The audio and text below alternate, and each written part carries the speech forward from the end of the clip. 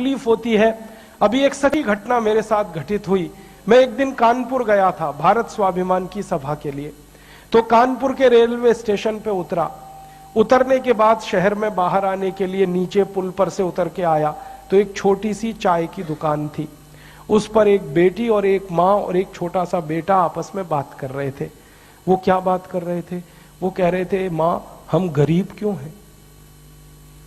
तो कान में मेरे शब्द पड़ गए। मैंने कहा ये इस तरह का प्रश्न कोई अपनी माँ से पूछे तो मुझे लगा ये कोई साधारण लोग नहीं है, कुछ तो इनमें असाधारणपन है। चल के पूछा जाए कौन लोग हैं, परिचय लिया जाए। तो मैं गया उस दुकान पे, मैंने पूछा आप लोग कौन हैं? तो उन्होंने कहा कि हम तात्या टोपे के परिवार के लोग।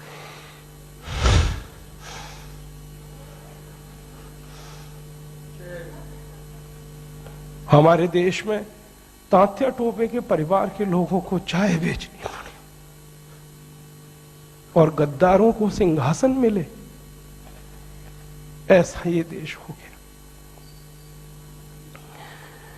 जिन लोगों ने तात्या टोपे को मरवाया था वो इस देश में मुख्यमंत्री रह चुके, आपको मालूम है।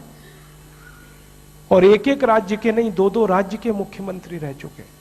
तात्या टोपे का गुप्त पता जिन गद्दारों ने अंग्रेजों को बताया था, उस खानदान के कई लोग इस देश में मंत्री रह चुके हैं। झांसी की रानी लक्ष्मीबाई को जिन्होंने मरवाया था वो इस देश में मंत्री रह चुके हैं। और तात्या टोपे जिन्होंने जवानी लगा दी देश के लिए, उनके परिवार के लोग चाय बेच रहे। ये देश है और ये अब बर्दाश्त नहीं होता,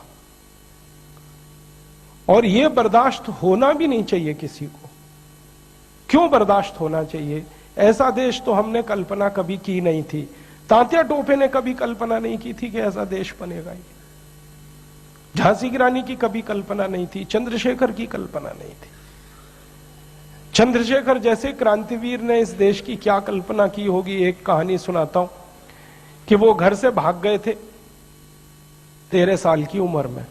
माता पिता बहुत गरीब थे, खाने को घर में नहीं था, घर छोड़कर भाग गए, बनारस आ गए, क्रांतिकारियों के संगठन में शामिल हो गए। और उसी संगठन ने थोड़े दिन के बाद काकोरी कांड किया था और खजाना लूटा था। तो धन आ गया, थोड़ा सा पैसा आ गया। तो चंद्रशेखर को उनकी मां और पिता का संदेश आया कि जो पैसा तुम्हारे पास आया है इसमें से कुछ हमें भी दे दो, हमारी गरीबी में काम आएगा। तो चंद्रशेखर अपने माता पिता के पास गए थे और एक ही उत्तर दिया था कि मेरी रिवॉल्वर में 2 गोलियां हैं, पैसे तो दे नहीं सकता, ये दोनों गोलियां दे सकता हूं। ऐसा देश चंद्रशेखर का, ऐसा देश तात्या टोपे का अब लुट रहा है।